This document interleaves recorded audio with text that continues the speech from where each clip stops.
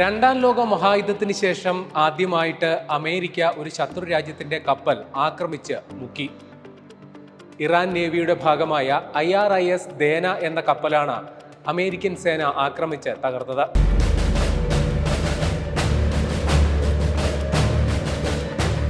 അമേരിക്കയും ഇസ്രയേലും ഇറാനിൽ ആക്രമണം തുടങ്ങിയ ശേഷം ഇറാന്റെ നാവികശേഷി തകർക്കാൻ ലക്ഷ്യമിട്ട് നടപ്പിലാക്കിയ എപ്പിക് ഫ്യൂറി എന്ന സൈനിക നടപടിയുടെ ഭാഗമായിട്ടാണ് ഇറാൻ നാവികസേനയുടെ കപ്പൽ ആക്രമിച്ച് തകർത്തത്.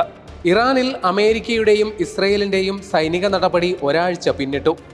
ഇറാന്റെ ആണവ നിലയങ്ങൾ, വ്യോമതാവളങ്ങൾ, ആയുധ സംഭരണശാലകൾ, മിസൈൽ ലോഞ്ചറുകൾ, തന്ത്രപ്രധാന കേന്ദ്രങ്ങൾ എന്നിവ ലക്ഷ്യമിട്ട് 2000-ഓളം ആക്രമണങ്ങൾ അമേരിക്കയും ഇസ്രയേലും നടത്തിക്കഴിഞ്ഞു. ഇറാനിൽ മാത്രം 1000-ലധികം പേർ കൊല്ലപ്പെട്ടെന്നാണ് കണക്ക്. നൂറുകണക്കിന് പേരുടെ മരണം ഇനിയും സ്ഥിരീകരിക്കാനുണ്ട്. പരമോന്നത നേതാവ് Ayatollah Ali Khamenei, IRGC commander Mohammad Pakpour, defence council secretary Ali Shamkhani, പ്രതിരോധ മന്ത്രി അസീസ് നാസിർ സാദേഹ് അടക്കമുള്ള പ്രമുഖരും കൊല്ലപ്പെട്ടു. ഇറാൻ പ്രസിഡന്റ് മസൂദ് പസേക്കിസ്ഥാനും കൊല്ലപ്പെട്ടതായി സ്ഥിരീകരിക്കാത്ത വാർത്തകളും വരുന്നുണ്ട്. ഇറാൻ രാഷ്ട്രീയ നേതൃത്വവും സൈനിക നേതൃത്വവും ഛിന്നഭിന്നമായെന്നാണ് റിപ്പോർട്ട്. സൈന്യത്തിനടക്കം ഉത്തരവുകൾ നൽകുന്നത് ആരെന്ന് വ്യക്തമല്ല. ഒറ്റ നോട്ടത്തിൽ അമേരിക്കയ്ക്കും ഇസ്രയേലിനുമെതിരെ ഇറാൻ പിടിച്ചു നിൽക്കാൻ പാടുപെടുകയാണെന്ന് തോന്നും. എന്നിട്ടും കപ്പൽ മുക്കലടക്കമുള്ള ആക്രമണങ്ങളിലേക്ക് അമേരിക്ക കടന്നത് എന്തിനാണ്?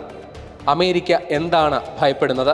ഇന്ത്യയുമായി സംയുക്ത സൈനിക അഭ്യാസത്തിന് വന്ന ഇറാൻ നാവികസേനയുടെ കപ്പലാണ് ഇന്ത്യൻ മഹാസമുദ്രത്തിൽ വെച്ച് അമേരിക്ക തകർത്തത്. അപകടത്തിൽ കാണാതായ 101 പേരിൽ 79 പേരുടെ മൃതദേഹങ്ങൾ കിട്ടി. 79 പേരെ ശ്രീലങ്കൻ നാവികസേന രക്ഷപ്പെടുത്തി. ഇതിൽ 32 പേർക്ക് മാരകമായ പരിക്കേറ്റു. ആകെ 180 ഇറാനിയൻ സൈനികരാണ് കപ്പലിലുണ്ടായിരുന്നത്. വിശാഖപട്ടണത്ത് ഇന്ത്യൻ നേവിയുമായി ഫെബ്രുവരി 18 മുതൽ 25 വരെ സംയുക്ത സൈനിക അഭ്യാസമായ മിലാനിൽ പങ്കെടുത്തു മടങ്ങിയ IRIS ദേന എന്ന യുദ്ധക്കപ്പലാണ് അമേരിക്ക തകർത്തത്. ഇന്ത്യൻ മഹാസമുദ്രത്തിൽ അന്താരാഷ്ട്ര ജലപാതയിലാണ് സംഭവം നടന്നത്. അമേരിക്കൻ അന്തർവാഹിനിയിൽ നിന്ന് തൊടുത്തുവിട്ട മാർക്ക് 48 ടോർപിഡോ ഉപയോഗിച്ചായിരുന്നു ആക്രമണം. ഇന്ത്യയിൽ സംയുക്ത സൈനിക അഭ്യാസം കഴിഞ്ഞ 25-ന് മടങ്ങിയ കപ്പൽ ഇന്ത്യയുടെ അതിഥിയായി കാണാനാവില്ലെന്നും അമേരിക്ക നടത്തിയ നടപടിയിൽ ഉത്തരവാദിത്തം ഇന്ത്യക്കില്ലെന്നുമാണ് ഇന്ത്യയുടെ നിലപാട്. ഇന്ത്യൻ സമുദ്രാതിർത്തിക്ക് അപ്പുറമാണ് ആക്രമണം നടന്നതെന്നും ഇന്ത്യ വിശദീകരിക്കുന്നുണ്ട്. മുന്നറിയിപ്പ് നൽകാതെ അമേരിക്ക ആക്രമണം നടത്തിയത് അന്താരാഷ്ട്ര മര്യാദകളുടെ ലംഘനമാണെന്നും ഇതിന് പശ്ചാത്തപിക്കേണ്ടി വരുമെന്നും ഇറാൻ വിദേശകാര്യമന്ത്രി അബ്ബാസ് അറക്ചി വ്യക്തമാക്കി. തങ്ങളുടെ സൈനിക കപ്പൽ ആക്രമിച്ച് തകർത്ത അമേരിക്കൻ നടപടിക്ക് പ്രതികാരം ചെയ്യുമെന്ന് ഇറാൻ പ്രഖ്യാപിച്ചതിന് തൊട്ടു പിന്നാലെ അമേരിക്കയുടെ ഒരു എണ്ണക്കപ്പൽ ഇറാൻ ആക്രമിച്ച് തകർത്തു. കുവൈറ്റ് തീരത്തിനടുത്ത് ഡ്രോണുകൾ ഉപയോഗിച്ചാണ് ചരക്ക് കപ്പലിന് നേരെ ആക്രമണം നടത്തിയത്. പുറം ലോകമറിയാത്ത രഹസ്യ ആയുധങ്ങൾ ഇറാന്റെ കൈവശം ഉണ്ടെന്നാണ് അമേരിക്ക ഇപ്പോൾ ആശങ്കപ്പെടുന്നത്. ഇറാൻ ആണവ ആയുധങ്ങൾ സജ്ജമാക്കിയിട്ടില്ലെന്ന് തന്നെയാണ് അമേരിക്ക കണക്കാക്കുന്നത്.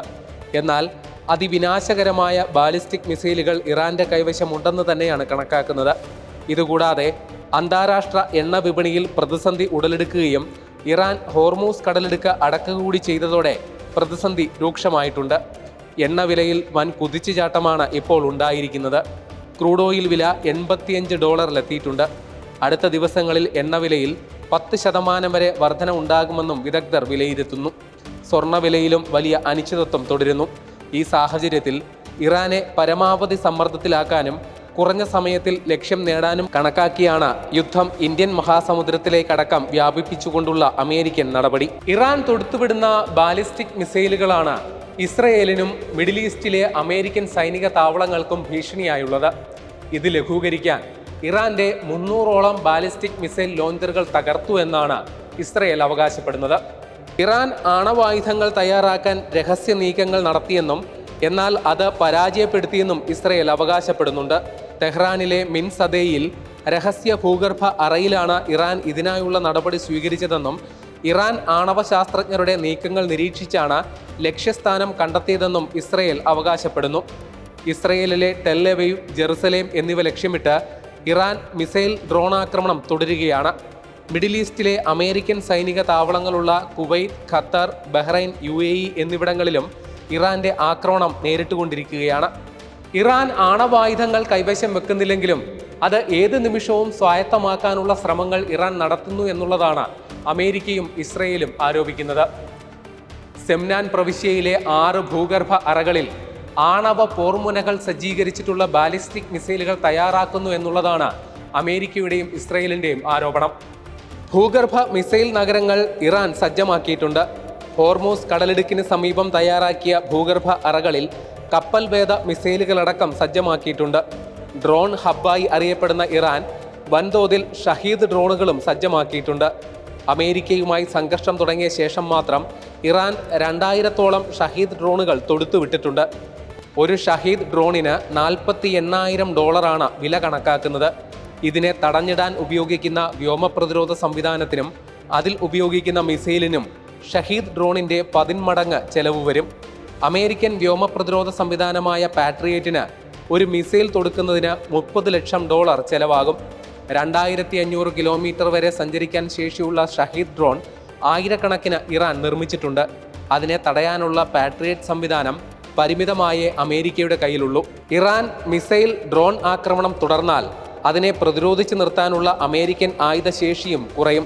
സംഘർഷം തുടങ്ങി ഒരാഴ്ച പിന്നിടുമ്പോഴും വെടിനിർത്തലിനുള്ള സാധ്യത വളരെ വിദൂരമായി തുടരുകയാണ്. ഇറാന്റെ സൈനിക ഭരണ നേതൃത്വം ഛിന്നഭിന്നമായെങ്കിലും പ്രാദേശിക കമാൻഡുകൾ നൽകുന്ന നിർദ്ദേശങ്ങൾ അനുസരിച്ചാണ് ഇറാൻ സേന ഇപ്പോൾ പ്രതിരോധം തീർക്കുന്നത്.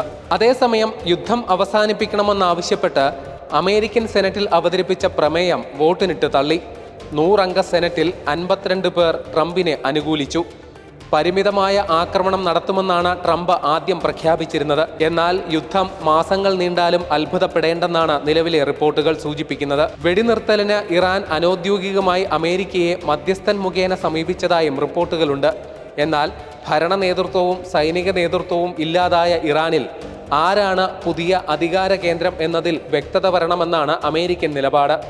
പരമോന്നത നേതാവ് അയതൊള്ള അലി ഖമനേയിയെ വധിച്ച സാഹചര്യത്തിൽ ഇറാന്റെ ഭാഗത്തു നിന്ന് തുടർന്നും പ്രകോപനങ്ങൾ ഉണ്ടാകും എന്ന് തന്നെയാണ് അമേരിക്ക വിലയിരുത്തുന്നത്.